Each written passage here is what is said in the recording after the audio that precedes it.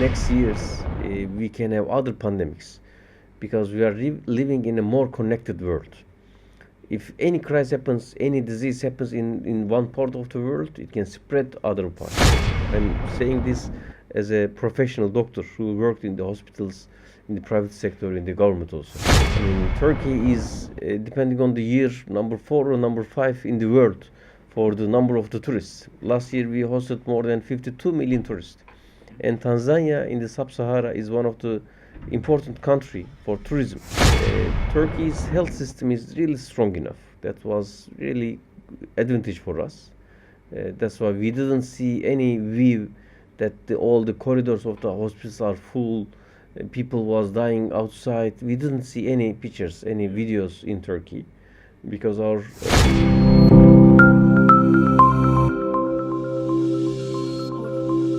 Hello guys, welcome back to another episode of Make Your Own Destiny podcast, the podcast that empowers you to shape your future. Today I'm joined by a very special guest that has decided to come join us and share some stories, share some facts on the relationship between the two countries that we have here. I'm joined here today by Dr. Mehmet. Thank you very much for joining us, and I really appreciate you taking your time to come for our podcast. And I remember we were discussing on how we can help come up with an episode that will inspire the people who are watching, so that today or tomorrow they can wake up. Maybe they could say they want to be a diplomat like Dr. Mehmet, and maybe you should give us a little bit about your journey on becoming ambassador here in Tanzania. Thank you very much, my brother. First of all, I must congratulate you because of your podcast. Thank you. I wish you have a sustainable and long-term project. Thank you very much. And also, I like the idea of make your own destiny. I really believe that we build our own destiny. Although as Muslims we believe that destiny is already written and there, but it is built by ourselves, not by Allah. Allah just helps or makes the ways, but we choose the path. That's why it is really, the life is making our own destiny. Yes. To start for myself, to briefly, in fact, I'm a medical doctor. In Swahili, daktari. But I didn't just stay as a doctor. I jumped and I worked in the humanitarian sector. I worked in the Ministry of Health. 11 years ago, I worked as the Director General of the Turkish Red Crescent. Like Tanzanian Red Cross, we have Turkish Red Crescent, which is one of the big organizations in humanitarian sector, in the blood services, in disaster services, in different services. I was Director General for that organization for close to 4 years. And then I passed to the government. I became the head of the Disaster Management Authority in Turkey for all the country. Unfortunately, Turkey is a very disaster-prone country. Earthquakes, floods, landslides, and different types of disasters because of our geographical locations. I was head of that organization, again, close to 4 years, 3.5 years. And then I asked, and thanks to our minister and our president, they accepted. I became an ambassador. For the ambassadors, most of them comes from diplomatic career, but with an exception, like depends on the country to country, but roughly 10%, 20% for each country comes from side careers. It can be a political career, it can be different technocrats, different bureaucrats can be. I'm also coming from a technocratic background, but I'm happy to be in Tanzania as an ambassador of Turkey, representing Turkey in Tanzania, and I'm living in Tanzania with my family. Yeah. How are you finding Tanzania so far? I'm really happy. I enjoy, and after 3 years, thanks God, I visited most of Tanzania, from Kigoma to Mwanza to Mtwara and Mbeya. I mean, for all country borders, Mafia, Pemba, Unguja, or Arusha. I mean, I've seen lots of the parts of Tanzania. Tanzania is a very big country. Yeah. It is really beautiful country. But what I also believe that even Tanzania and Tanzanians, they didn't discover its own treasure. Just by agriculture, just by tourism, it can go much more forward, but I think it needs a bit more time. Yeah, I think I just want to emphasize on the point you said about how God says your destiny is already written. but then you have to help them create. I remember he says that help yourself and I'll help you. So don't just sit there and say that my destiny is already written, but your destiny is already written, but you have to push yourself to the extreme to make sure that that destiny that God has written for you, you're going to live by it, and you're going to push yourself and get to the maximum. I know it's not always rainbows and sunshines when it comes to your career. Us in our podcast, we really love to hear about the challenges that you have faced and how you've overcome them, especially in your diplomatic career. So what are some major challenges that you have faced, and how did you overcome them, so that someone watching here could use that as a navigator to make sure that they don't face the same challenges? You're right. I mean, none of the career, none of the success comes easily. I mean, if something is coming easily, it is not a big success, or there is something another trick should be. If anybody becomes rich easily, there should be something tricks, not, going on the right way, or it is temporary. But if you want sustainable welcome, sustainable income, sustainable wealthy, sustainable health, whatever you want, there must be some challenges. Yes. There is effort and there is the reward. Life goes like this. Even in the religion, there is effort and then there is Jannah. If there is effort, then there is a reward. For my career until now, of course, it wasn't easy. I mean, although when I tell easily, Disaster Management Authority or Red Crescents, I was in the field with my team. Otherwise, even not the leaders or the people doesn't appreciate you if you are not in there. That's why try to be on the field. If you are running a business, always follow up your business. If you are in a government position, or it doesn't matter whatever your position, communication with your clients, communication with your superiors, with your inferiors, communication, I think, should be in this era, in this age. It must be always in a certain level. You can't be strong enough if your communication is weak. And communication is really for the different angles you must have. Communication with your own actors, communication with other actors, even communication with your competence. Yes. That's why, especially for the young girls and boys who are listening us, if they want to be success, I think they should be good in communication. What does mean communication? To express yourself, to express your ideas on the right way, on the polite, right, and understandable way. Sometimes when I say this easily, it seems easily, but no, it needs practice. It needs bravery. It needs openness. It needs a language. It needs something. That's why communication is really important. And in this era, if you can use social media well, if you can use communication tools well, then you can go forward easily also. But these needs all hardworking. And even in this studio, you invested. Yes. You are trying. You are developing yourself with your team. It needs an effort. Yeah. That's why, as a diplomat, as a bureaucrat, as a businessman, if anybody wants to be success, I believe that communication is important. To be patient, I think it is important. Sometimes you should insist whatever you want, and especially in Tanzania, what I get used to, sometimes things get slowly, pole. Okay, if you want to manage this challenge or this situation, you must be patient. You must ask again. You must, be patient, but keep on doing and asking same thing again and again. Then, I believe and I witness, I don't know how many times, the success is coming. Of course, the new environments for us as a diplomat now, as a new country, new challenge, is not easy. When I came here, there was nobody who I know. Mm-hmm. Yes, I represented the country, but there are a lot of countries. But getting in personal connections, Yes. Making personal contacts, approaching people, welcoming people and approaching people, not only, in one way, on bilateral way, Mm-hmm. it makes sense. And I believe that, again, not only in the government activities, in the government positions, even in the private sector, in the NGO sector, wherever you are working, these openness, this communication, these approach and patience bring success.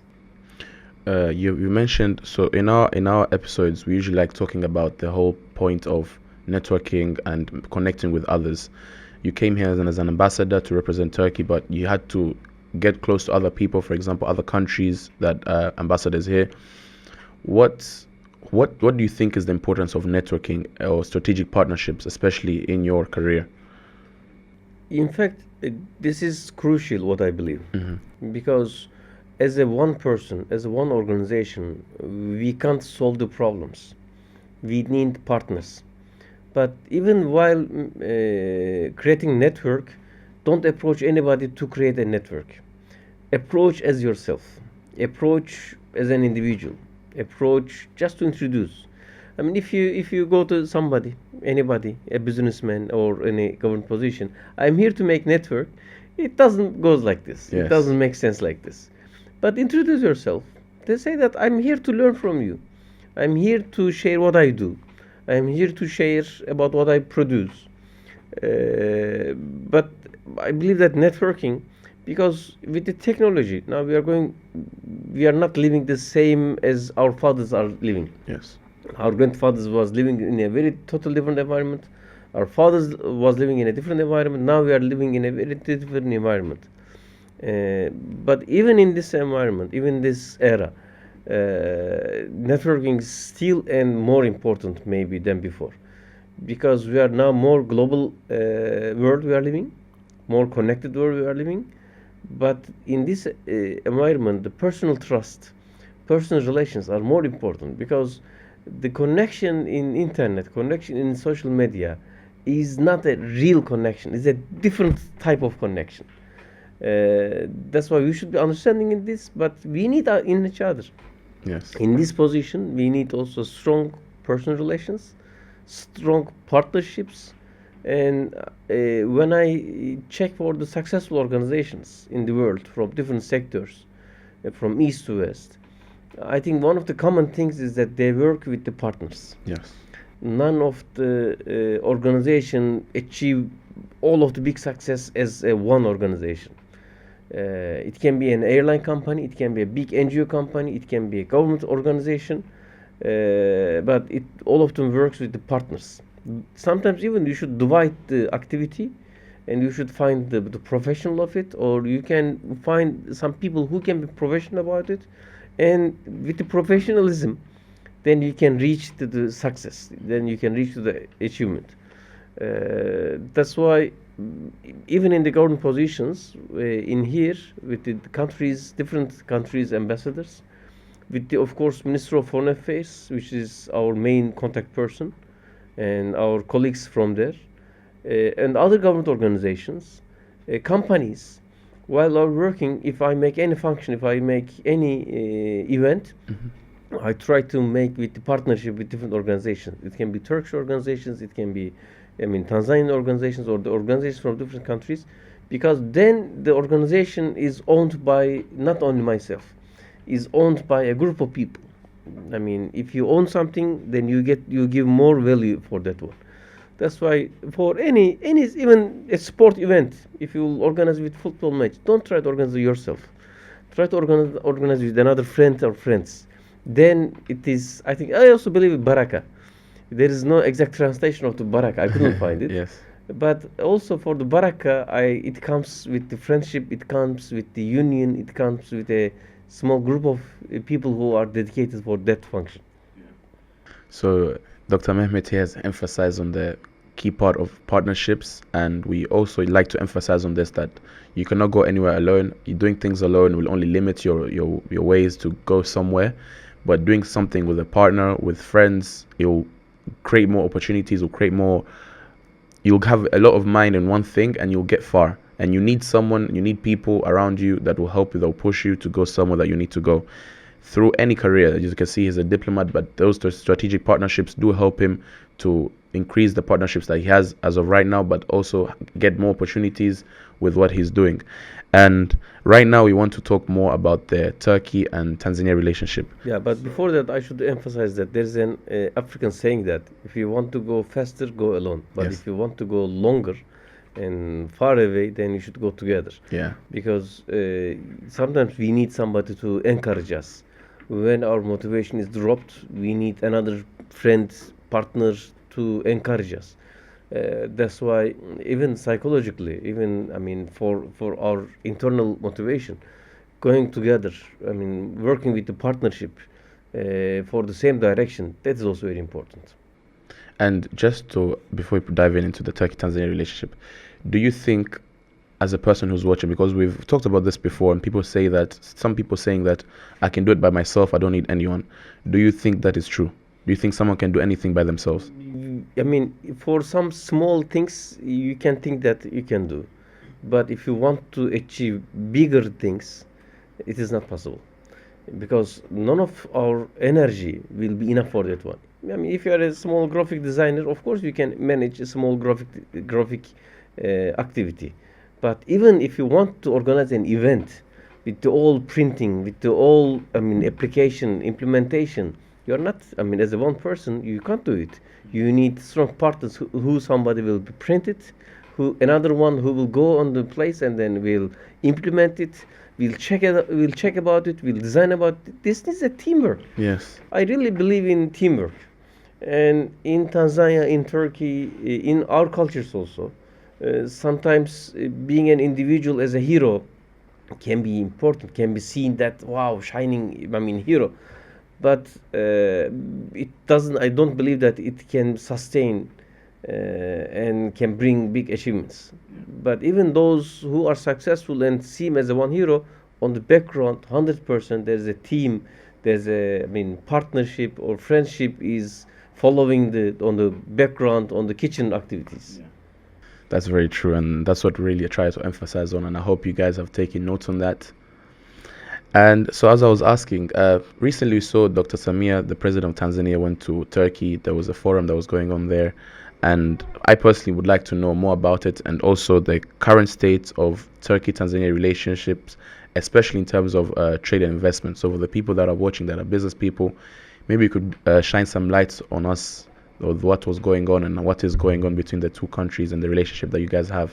Of course. In fact, we had a visit on April, and it was one of the successful visits that we welcomed Mama Samia Suluhu Hassan. And I think so that from the Tanzanian perspective, it was well and it was well appreciated. Her Excellency visit, I mean, spent about 4 or 5 days in Istanbul and Ankara. In capital, the first it started also to briefly inform what was going on. We started an official welcoming, and the next day we had a visit to the Ankara University, which from the Ankara University, Mama Samia get an honorary doctorate documentation and appreciation, and it was very well. And I think she had a very nice speech about this. And I remember one of the sentences that she was welcoming, that she took that degree not only for herself, for all the people of Tanzania who are contributing for the development of Tanzania, because the doctorate was about the development of Tanzania, which is very visible. The change, how the economy is growing, how the biashara is growing, how the business is growing. And then in the same day, we had official welcoming from the President of Turkey, Recep Tayyip Erdogan. And then we had one by one meeting. And then we had the delegations meeting with the President and ministers. If I'm not wrong, 5 ministers from each side, and also as we were the part of delegation. First, they had chance with each ministers one by one meetings, and then with the whole delegation, president and the delegations meeting. Yes. And then in the press conference, it was open, it was live, and then we had a dinner, Turkish cuisine, with the both delegation, Tanzania and Turkey delegation. And even in the just a small detail, there was a musical, I mean, small music part in the dinner, and even we had Tanzanian musics and Turkish musics, which is played by the Turkish orchestra. And the next day, it was also another very important. We had a business forum in Istanbul, Yes. because Istanbul is like Darussalam, is our economical capital. Most of our economical activities are and big organizations are in Istanbul. Yes. In a very big hotel. It is one of the biggest in Europe, with the all conference and Okay. with the number of the room. Hotel in Istanbul. We had companies from Tanzania and companies from Turkey. If I'm not wrong, more than 250 big companies. I mean, in the good in export and import, they were in there. First, we had an opening session by Madam Ashat Tikijaji, by the Tanrate, and from Turkey side. Our vice president was also in there. And at the end, we heard from the Mama Samia as the officially opening of the business forum. And in there also, we had B2B meetings, panels, which the parties from Tanzania and Turkey, they were talking about, and they were explaining about the business opportunities bilaterally. In fact, between our countries, our main agenda is trade, investment, and business. Because as distance, we are far from each other. We are totally in two different regions. Tanzania is in the East Africa. We are in the, in the Far East and Middle East. We are just in the middle between Europe and Asia. That's why geographically we are in very different areas. But as the economical activity, we are complementing each other. Turkey is a gate for Europe, and Tanzania is a gate for East Africa. And not only East Africa, with the SADC, all the East and South Africa, with the EAC, all the East Africa. That's why I think these two countries can not compete, can complete in each other. That's why our company's interest is every year, every month getting higher. And as all you know, the Turkish company who is building this SGR, which in last month also we had a test drive until the Morogoro, and we are expecting to reach to Dodoma. In fact, I don't know if we had chance to use it. Not yet. It was really good. It was really good, and for minutes you go with 160 kilometer per hour. Okay. But compared to the highway, it is comfortable, it is quick, it is on time. I mean, it has a lot of advantages. That's why I was very happy, even in the test drive, with the nice and really comfortable wagons. And when it reaches Dodoma, it will be another, I think, milestone, because with the official capital of the Tanzania, Dodoma, will be connected to the business capital of Dar es Salaam.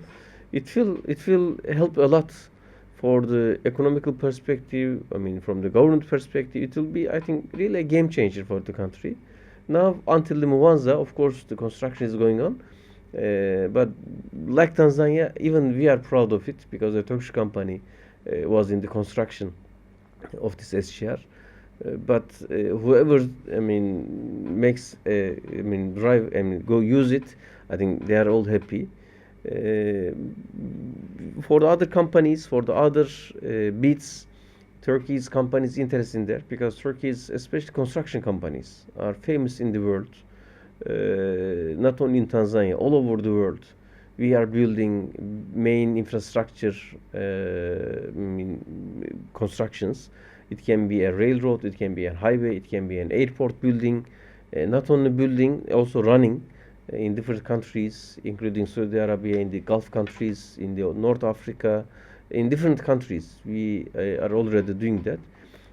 These are important, topics between Tanzania and Turkey. Now I'm encouraging more Turkish companies to come Tanzania. Yeah. In agriculture, I believe there is a lot of opportunity, and there's a gap. In tourism, I believe that Tanzania is an amazing country. I mean, when I visited in all those places, I really enjoyed. Yeah. 2 weeks ago, I've been Mafia. It was amazing to dive with the whale sharks. Okay. In Unguja, in Pemba, it was amazing. All those snorkeling, spice garden, the forest, all around. In Lushoto, one of my favorite places is Lushoto. or the wild parks, national parks, Ngorongoro, Serengeti, and I had also to visit other ones, including Ruaha, Mikumi, Sadani, others. They're all amazing. They're all amazing. But when you spend time in there, not just by passing, you and spending time, you witness a lot of really beauty. Yeah. That's why, I mean, for tourism also, I'm encouraging Turkish companies, big hotels, or any tourism activities who can handle the companies. I'm inviting them. In mining, of course, it is an important sector, Yeah. and it is really good in Tanzania. I'm trying to encourage to them come. Turkey is really good in construction materials also, to produce construction materials, not only to construct, to build, also the construction materials, Yeah. which Tanzania is a big country. I mean, by the way, for the square kilometer, it is bigger than Turkey. In Turkey, we have about 786 kilometers square. Tanzania is more than 950 kilometers square. Although our population is more, we have 85 million people living in Turkey. Tanzania is currently roughly 65, more or less. But the speed increase in the population in Tanzania is so much. Yeah. So it means people needs accommodation. The government needs building. I mean, in building is in all of our life. That's why Turkey is really good in also construction materials, Yeah. which is one of the important trade area in each other. But I believe there is so much things to do in trade, in business, in investment, in working together. Even in business and investment between Tanzania and Turkey, I'm encouraging Turkish companies to work with the Tanzanian partner. Because if you want to go, I mean, quickly, your local partner, your Tanzanian partner, can guide you easily. In which city, what is the source? In which contact, who knows the professional way? In which government organization you should do what? That's why even what we talk about working together, networking, emphasizing, I'm underlining, I'm in fact making pressure them to work with the local partners, because there are a lot of good companies also in Tanzania who know what they do, who has capacity, but maybe they may have lack in the finance capital, or they need to go with other markets. Then Turkish companies can fulfill this gap. And now we have talked a lot about, you talked about businessmen coming, you talked about the diplomatic side, but there's someone there watching that does not know your role as an ambassador here. So maybe if you could just tell them a bit, as an ambassador, what is your role, so that they could understand a bit more who's an ambassador and why do we have ambassadors in every country. You're right. I mean, ambassadors' role are really important, depending on what the governments open them as space. First of all, of course, our role is to encourage and to develop our relations basically between the states, between the serikalis, between the government organizations. But this is just like opening a door. Depending on the country to country, but for example in Tanzania, one of my main role is how to encourage bilateral trade also. Because for each country, for especially Turkey and Tanzania, for Turkey and Tanzania, trade is important. We are producing, you are producing, and for both sides, businessmen, we need a market to sell our products, not only to sell in each other. For example, through Tanzania, we can reach to the other ESE countries. Through Turkey, you can reach to the neighbors of Turkey and also to Europe. That's why that is another area. NGO activities. I mean, NGOs are, as their name, non-government organizations, but to help them, to direct them, to encourage them, to solve their problems, it's also another mandate for us. Of course, to encourage tourism bilaterally. I mean, Turkey is, depending on the year, number 4 or number 5 in the world for the number of the tourists. Last year, we hosted more than 52 million tourists. And Tanzania in the Sub-Sahara is one of the important country for tourism. That's why that is an important, area to encourage in each other. We are encouraging more Turkish people to come to Tanzania, and vice versa. We are encouraging more Tanzanian people to go Turkey for the business and for tourism also. For helping for our own citizens. If any Turkish citizen comes to Tanzania and they have any, it can be an accident, it can be an illness, sickness, or sometimes even by heart attack, by different reasons, they can pass away. That's why to follow up their needs, to make their life easy in here is also another mandate for the ambassadors. Each ambassador has also a consulate services, which follows the visa for example, in Tanzania, for the Tanzanian citizens, Yes. and also which makes life easier and their main contact point for their own citizens. In our embassy also, we have a consulate department, give services for both Tanzanians and Turkish people. We have an attaches in embassies, depending on the country's capacity. We have attaches. For example, we can have military attache, which connects both militaries, and also depending on sometimes it can be regional attache responsible for a group of companies. We have a business attache, which encourage and which helps on technically about how to encourage trade and investment bilaterally. And it can be a cultural attaché, it can be an educational attaché, it can be a religious attaché, it can be different attachés, Yes. depending on the country's acceptance and the country who sends them. But we are happy, and one of the important country in Sub-Sahara for the trade, for the safety, for tourism numbers. I mean, I don't know any other country in Sub-Sahara, Turkish citizens comes much more. But compared to the other countries, in fact, much more Turkish citizens we are expecting to come Zanzibar, to come Serengeti. Yeah. And vice versa. I mean, in Uviko times, in COVID times, we hosted a lot of Tanzanian in Turkey. We are still in good numbers. Every year, thousands of Tanzanians are going Turkey, mainly for trade, but for tourism, we have good food. We have a lot of historical sites and a lot of things to see. Yeah, and you mentioned there that a lot of Tanzanians do go to Turkey for the trade and investment, apart from the holiday side. So, what initiatives is Turkey undertaking to support entrepreneurship and business growth in Tanzania? So, as for the entrepreneurs and businessmen and women that are watching, how does your side support them to make sure, for example, if I want to go to Turkey, I can be supported throughout my journey there, and making sure that I meet the right people. And because we all know in every country in the world, if you don't go somewhere with any support, you could find yourself being scammed or those type of things. So how does your side support the entrepreneurs that want to go there to make sure that they have a fruitful destination, and making sure that they meet the right people? Our commercial attaché is mainly working exactly for this one. For the companies, Turkish companies or Tanzanian companies, whoever wants to get a detailed information, our commercial attaché's main mission is this one. They are accessible, I mean, for the both sides companies. And if they want to ask any questions about sectoral base, it can be any sector.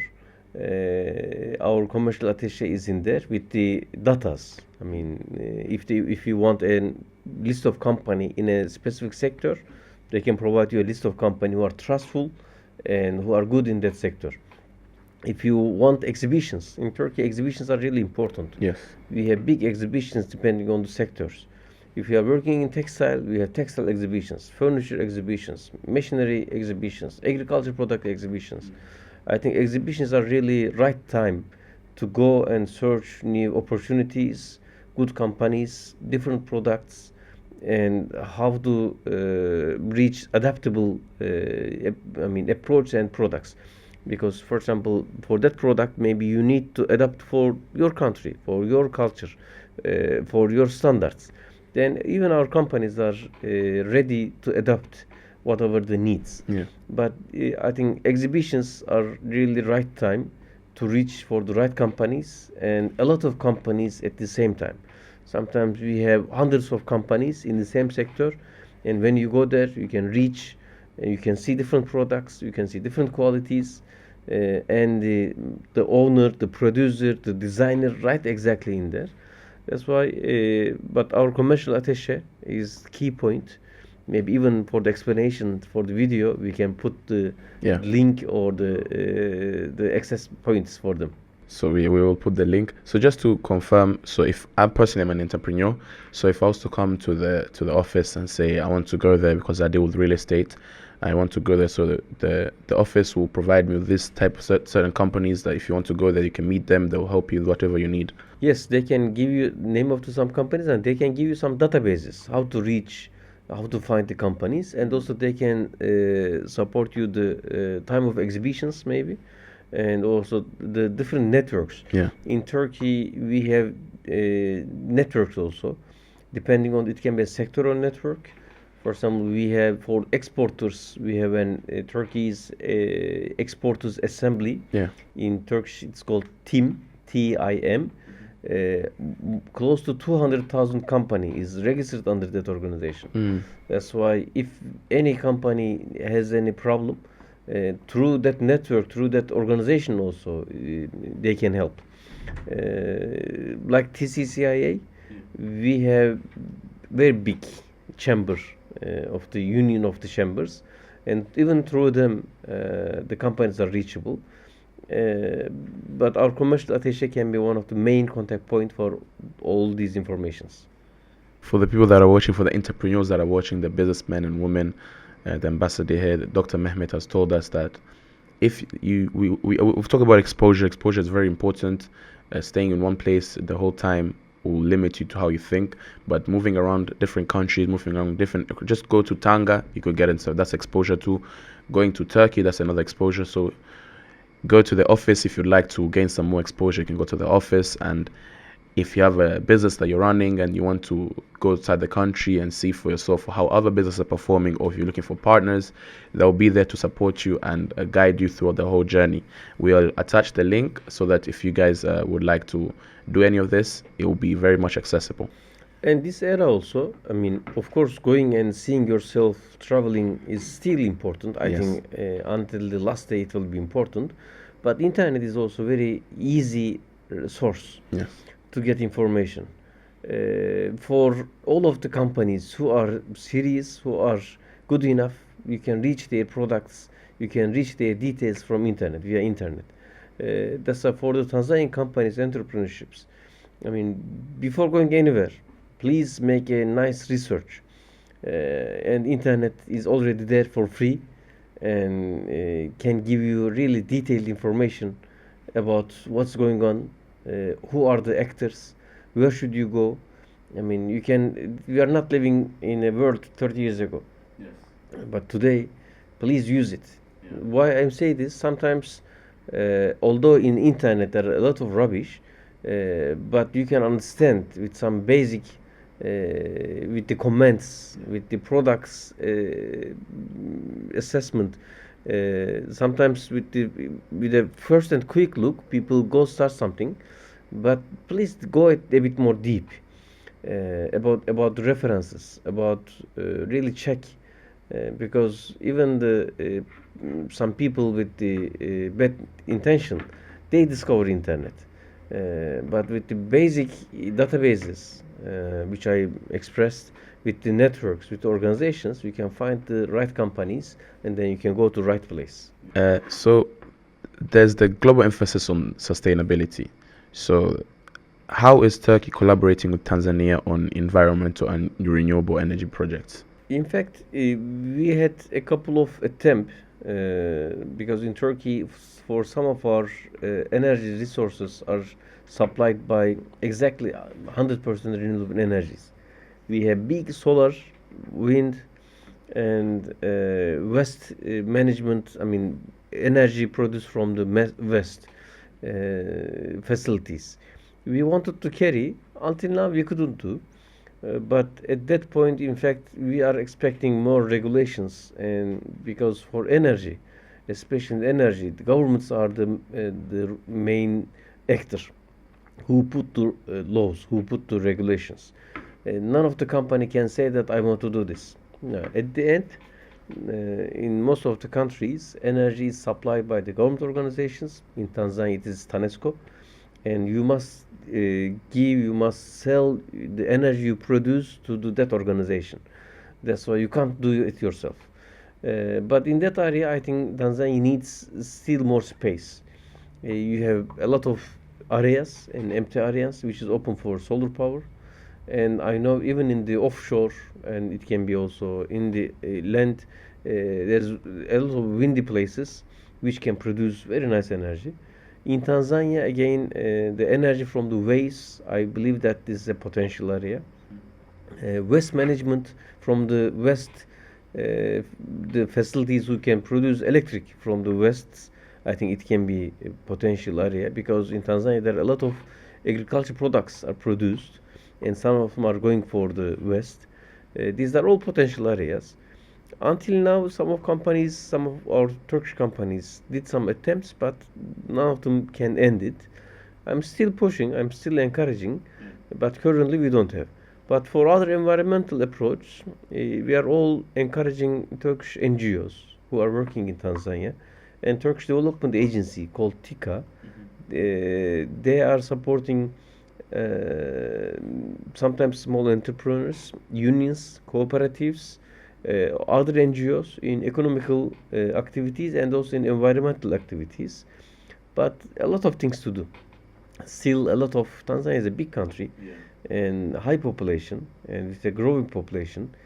That's why a lot of things I think we should do more. So we all know that the pandemic COVID-19 was a big hit for every country in the world, and it's kind of made the economy in every country go down a bit because of how things were performing.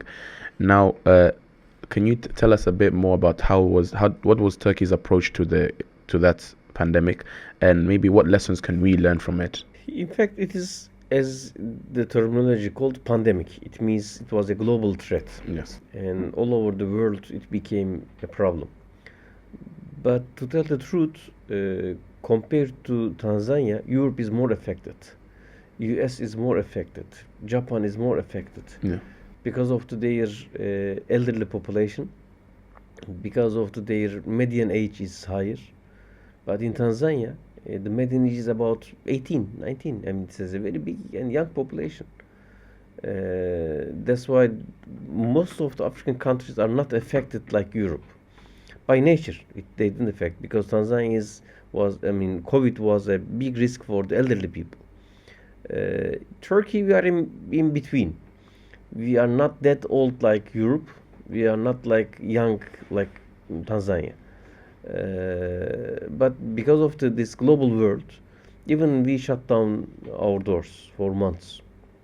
But we tried to be more elastic, more flexible. We were following the numbers. We were following the number of the UCO patients, the COVID patients, and diagnosis. Turkey's health system is really strong enough. That was really advantage for us. That's why we didn't see any view that all the corridors of the hospitals are full, people was dying outside. We didn't see any pictures, any videos in Turkey, because our hospitals, doctors, health system is really strong enough. I'm saying this as a professional doctor who worked in the hospitals, in the private sector, in the government also. But what we should learn from this crisis, this pandemic, is it can repeat. In the next years, we can have other pandemics, because we are living in a more connected world. If any crisis happens, any disease happens in one part of the world, it can spread other parts. Even before COVID, we had different influenzas. Bird influenzas and different influenzas. They were not like COVID, but it means it can repeat. But what can I say, not only about this pandemic, unfortunately, in next decades, we will face much more with the disasters. This is not a fortune telling. What I'm saying is depending on the scientific facts. Because in the same world, we are now living 8 billion people. And the population of the people in the world is increasing. It means in the same world, the world is not expanding. In the same world, much more people are living. Think that a village in the same village, the number of the people are in the same village is increasing. We are occupying much more lands in the same village. We are making much more buildings in the same village. We are producing much more waste in the same village. We are moving much more in the same roads. That's why congestion, that's why occupation in the same land is increasing the harm of the disasters.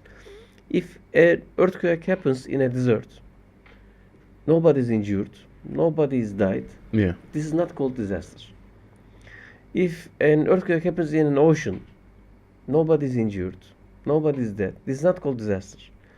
But when it happens in an area where people lives, and which the cities are not ready, which the people are not ready, then it is called disaster. And it is something about the coping capacity of that place, that people. Our coping capacity is not expanding as our populations. Our population in the world is expanding, but the coping capacity, cities infrastructure, resistance for the disasters is not developing with the same speed. That's why, unfortunately, not only pandemics, but because of the floods, because of the landslides, because of the earthquakes, because of the different types of it can be a man-made disasters, it can be a chemical accidents, it can be, unfortunately, wars. I mean, although sometimes we say that we are living in a modern world, 21st century, but still in different parts of the world, the wars are going on. It means the human nature didn't change, although we define it as the modern times. That's why disasters are always potential to be there. Personally, we must be ready also for that one.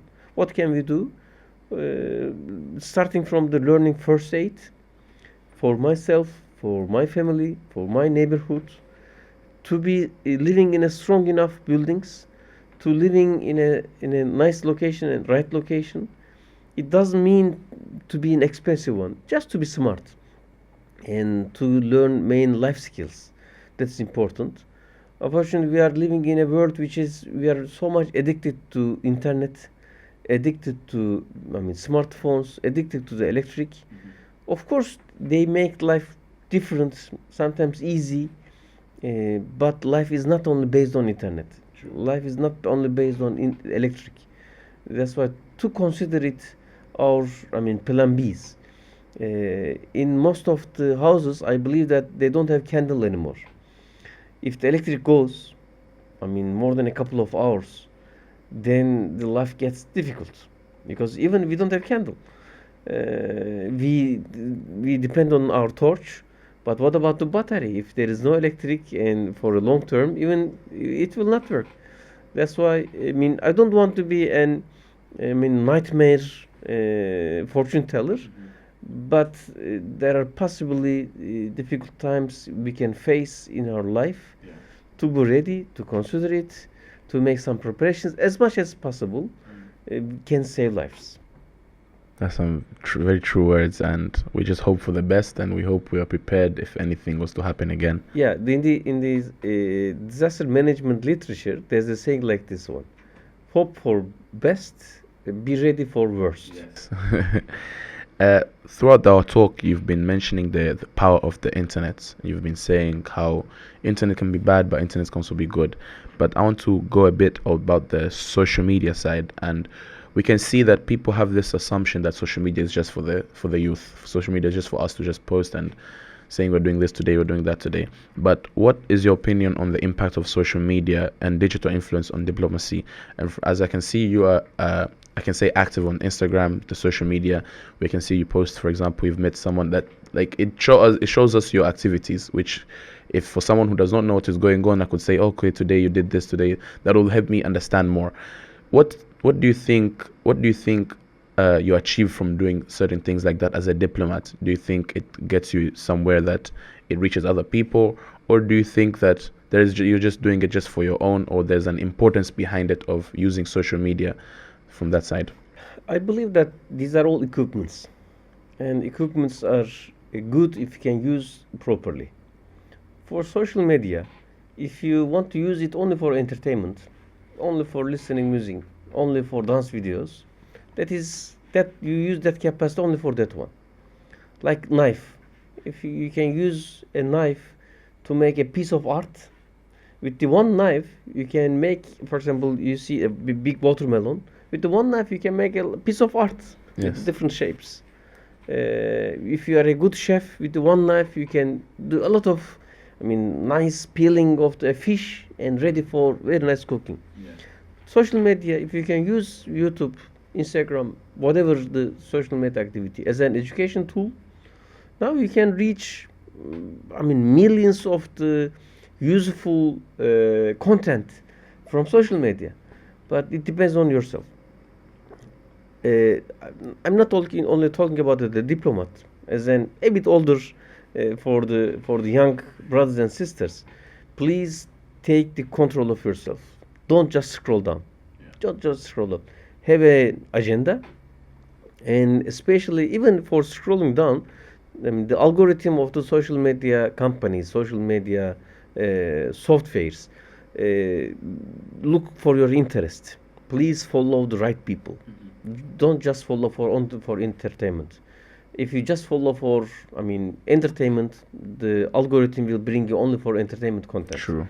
But if you follow the right people, if you show interest, if you like the right content, the algorithm will bring you more encouraging videos, more informative content, more competitive content.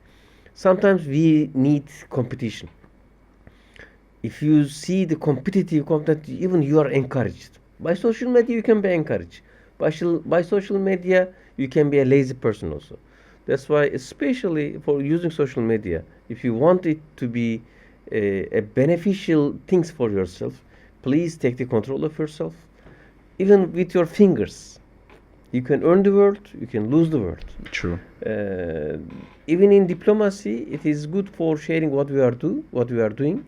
It is good for connecting right people. Even you reach me through social media.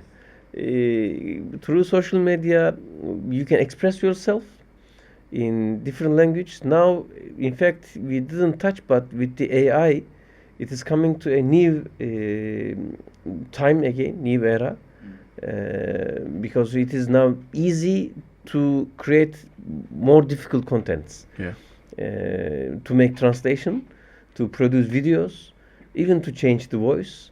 That is really easy now with the AI technology. Yeah. But it depends on you. You will use this technology like any other equipments, like knife, like whatever you choose, on the good way or on the bad way. That's very true, and we also emphasize. We've talked about how social media how you consume social media is up to you. You can use it, as you said. You can earn money through social media. You can lose money through social media. It all depends on how you perform and how you use it. But as you said, we do encourage them to make sure that when you're on social media, make sure that you are using social media, but social media is not using you. So in that way, I hope you guys have understood the part of social media. And I also think that social media is very much beneficial, because through that I was able to contact you.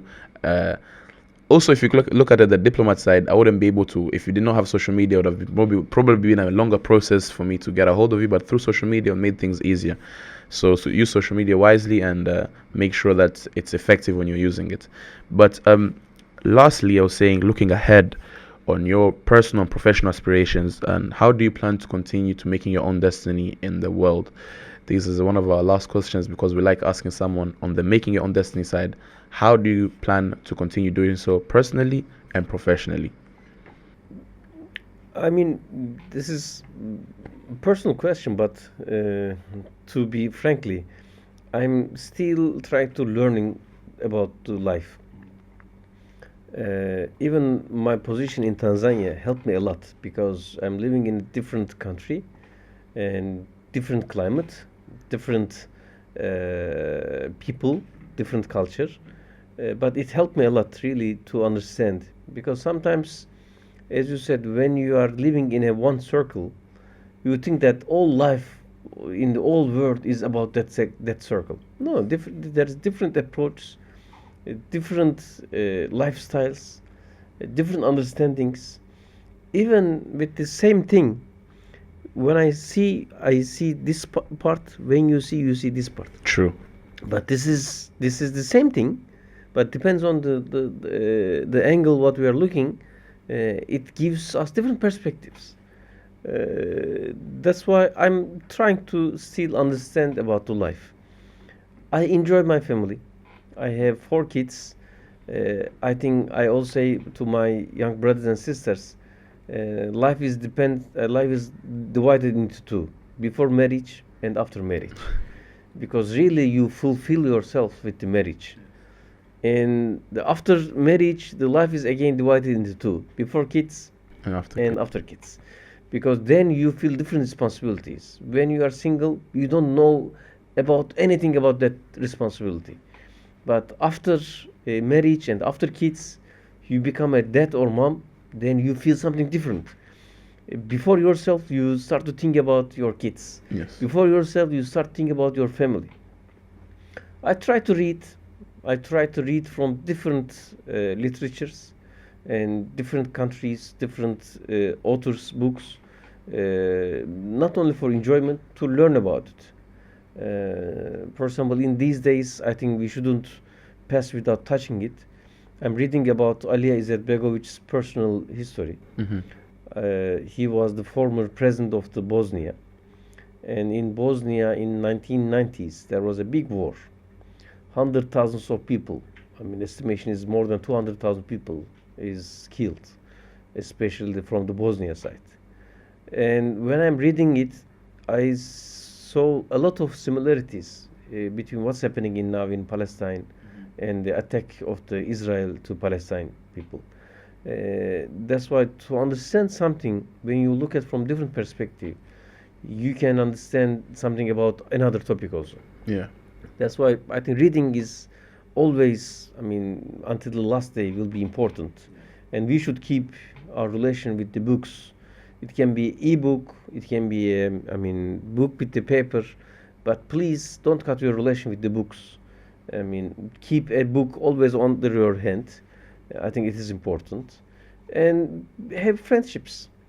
I mean, between friendships, by friendships, life is easier and life is really cheerful. You enjoy life better with the friendships. What can I say? That was Dr. Mehmet. We really appreciate you coming to our studio and having this episode. I've personally learnt a lot. I've learnt a lot about social media. We've touched upon. You've learned about the Turkey and Tanzania investment forum that happened. I've learnt about the relationship that we have between the two countries. I've learnt a lot about you, a tool that you've personally touched upon myself. And I really appreciate you coming. And guys, make sure you guys like, comment, subscribe, share it to your friend. And again, we shall share the link so that you guys have access to the embassy. If you guys go on to go to Turkey, I myself would want to go there too. Karim, thank you very much. Welcome. But thank you very much, and thank you for joining us today. You're welcome, and hongera sana.